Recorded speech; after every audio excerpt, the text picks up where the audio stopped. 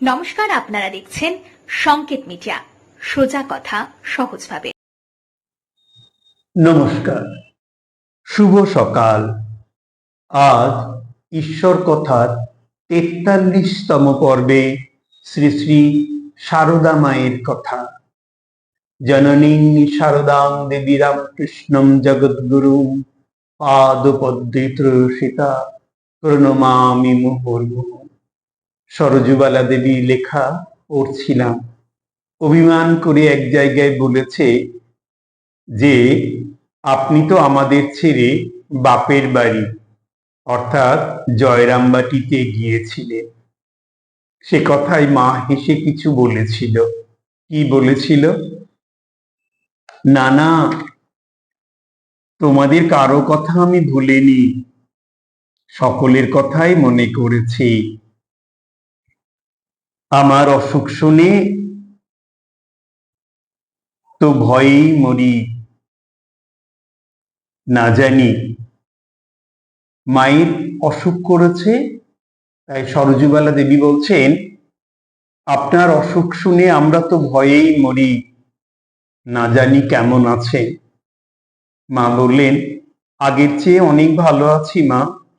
দেখো না, পায়ে হাতে কি ছাল চামড়াটা উঠে যাচ্ছে। পায়ে হাত দিয়ে দেখি সত্যই ওইরূপ হয়ে আছে। একখানি কাপড় নিয়ে গিয়েছিলাম, দিতেই মা বললেন বেশ কাপড়খানি এনেছো মা। এবার কাপড় কমও আছে। পুজোর সময় তো এখানে ছিলুম না, বৌমা সেদিন এসেছিল। তারা সব ভালো আছে? শ্রীমান শোকহরণের কথা জিজ্ঞাসা করে বললেন তার এখন কি করে চলছে? কাজকর্ম চাকরি কিছুরই তো এখন সুবিধা নেই। কি পোড়া যুদ্ধ লেগেছে, কতদিন দিনে যে থামবে, লোকে খেয়ে পড়ে বাঁচবে, তাই এই যুদ্ধটা গোড়ায় লাগলো না কেন বলো তো মা? আমি কাগজপত্রে যা পড়েছিলুম কিছু কিছু বলতে লাগলুম। অধিক কথা কইলে পাছে তার অসুখ বাড়ে, এই ভেবে আজ অল্পক্ষণ থেকে বিদায় গ্রহণ করলুম। 1325 বঙ্গাব্দে 6 শ্রাবণ, রাত 8:30। মায়ের শ্রীচরণ দর্শনে গিয়েছি। প্রণাম করতেই বললেন এসো মা, বসো, ভারী গরম, বসে একটু ঠান্ডা হও। তারা গিয়ে পৌঁছেছে সুমতিরা? হ্যাঁ মা, তারা গেলে পরেই আমি এসেছি। মা বললেন একখানা পাখার আধুকে দিয়ে এসো, আর এই মরিচাদির তেলটা নাও, পিঠে মালিশ করে দাও। দেখেছ মা, হাতে পেটে আর জায়গা নেই, আমবাতে ঘামাচিতে ভরে গেছে। আমি মালিশ করতে বসতেই আরতির ঘণ্টা বেজে উঠল। মা উঠে বসে করজোড়ে ঠাকুরকে প্রণাম করলেন। অন্য সকলে আরতি দেখতে ঠাকুর ঘরে চলে গেলেন। মা বললেন দেখো মা, সকলেই বলে এ দুঃখ ও দীক্ষ, ভগবানকে এত ডাকলুম তবু দুঃখ গেল না, কিন্তু দুঃখই তো ভগবানের দয়ার দান। সেদিন আমার মনটা বড় দুঃখে ভারাক্রান্ত ছিল, তাই কি মা টের পেয়ে ওই কথাগুলি বললেন? মা বলতে লাগলেন সংসারে দুঃখ কে না পেয়েছে বলো?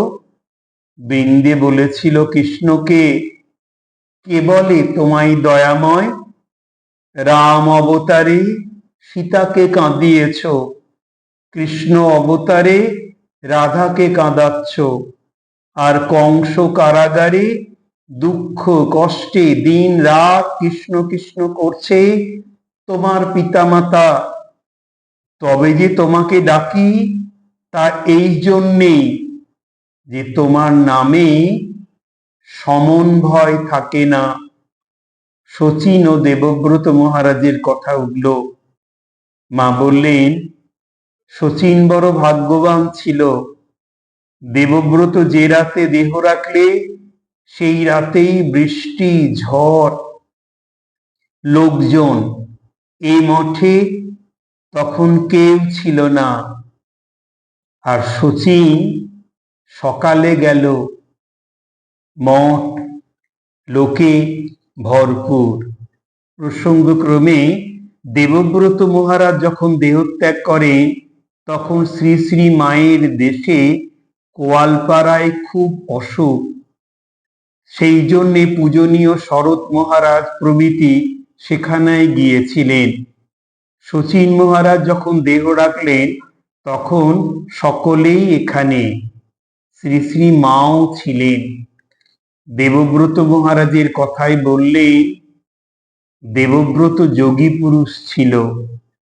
একটি স্ত্রীলোকের কথা উঠল। মা বললেন, ওরূপ চেহারার লোকের ভক্তি বড় একটা হয় না। ঠাকুর বলতেন, শুনেছি। আমি বললুম, হ্যাঁ মা। আবার কান তুলসে, ভিতর বুদে ইত্যাদি আছে, ঠাকুরের বইয়ে পড়েছি। মা বললেন, ও সেই কথা বলছো? সে নারায়ণদের বাড়ি গিয়ে ও কথা হয়েছিল। একজন একটি স্ত্রীলোককে রেখেছিল। সেই স্ত্রীলোকটি এসে ঠাকুরের নিকট আক্ষেপ করে বলেছিল, ওই তো আমাকে নষ্ট করেছে। তারপর আমার যত গহনা টাকা ছিল সে সব নিয়েছে। ঠাকুর তো সকলের অন্তরের কথা জানতে পারতেন, তবুও জিজ্ঞাসা করতেন। স্ত্রীলোকটি কথা শুনে বললে, তাই নাকি? মুখে কিন্তু ও তো খুব ভক্তির কথা সব বলে। ওই কথা বলে তিনি ওই শ্লোকটি বললেন। যা হোক, মেয়ে মানুষটি তো তার কাছে পাপের কথা সব ব্যক্ত করে খালাস পেয়ে গেল। নলিনী বলল, তা কি হয় মা? পাপের কথা একবার মুখে বললে আর সব ধুয়ে গেল, তাই যাই নাকি? মা বললেন, তা যাবে না? তিনি যে মহাপুরুষ, তার কাছে বললে যাবে না? আর এক কথা শোন, পাপ পুণ্য প্রসঙ্গ যেখানে হয় সেখানে যত লোক থাকে তাদের সকলকেই সেই ভালো মন্দে একটু না একটু অংশী হতে হয়। নলিনী বলল, তা কেন হবে? মা আমাদের বললেন, শোনো কেমন করে হয়। মনে করো একজন তোমাদের কাছে তার পাপ পুণ্যের কথা বলে গেল। মনে কখনো সেই লোকের কথা উঠলেই সঙ্গে সঙ্গে তার ওই ভালো মন্দ কাজগুলির চিন্তা এসে পড়বে। এইরূপে সেই ভালো বা মন্দ দুই তোমাদের মনের উপর একটু কাজ হয়ে যাবে। কি বলো মা, তাই না? আবার লোকের দুঃখ কষ্ট অশান্তির কথা ওঠায় মা বলতে লাগলেন, দেখো লোকে আমার কাছে আসে, বলে জীবনে বড় অশান্তি, ইষ্ট দর্শন পেলুম না, কিসে শান্তি হবে মা? কত কি বলে। আমি তখন তাদের দিকে চাই আর আমার দিকে চাই, ভাবি এরা এসব কথা কেন বলে আমায়? আমার কি তাহলে সবই অলৌকিক? আমি অশান্তি বলে তো কখনো কিছু দেখলুম না। আর ইষ্ট দর্শন, সে তো হাতের মুঠোর ভিতরে, একবার বসলেই দেখতে পায়।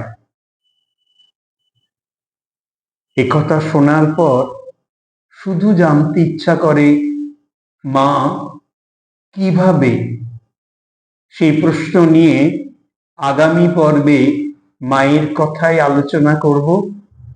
আপনাদের সকলের মাথার উপর শ্রী শ্রী মায়ের আশীর্বাদী হাত থাকুক। আগামী 44তম পর্বে ঈশ্বর কথায় শ্রী শ্রী রামকৃষ্ণ কথামৃত থেকে পাঠ। নমস্কার। Subscribe our channel. Press the bell icon.